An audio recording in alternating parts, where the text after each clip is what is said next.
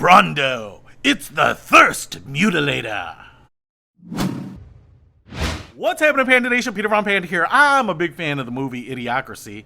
Sometimes it hits a little too close to home. So I thought I would pick up this shirt because it says, Brawndo, it's the Thirst Mutilator. It's got electrolytes, and if you've ever watched the movie, you know that Brawndo plays a huge role in it. And this is just a t-shirt. Some of them have a much more colorful logo. In the movie, it's kind of a Gatorade analog, so there can be some fluorescent greens and yellows. But this one is just yellow, so it's a little bit toned down, and I thought maybe we would try it on.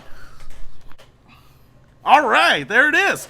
Brawndo, the Thirst Mutilator, yeah! So if you want to celebrate your love of Idiocracy right on your chest, you can pick up this t-shirt. It was actually one of the cheapest ones too, and that's because I am really cheap.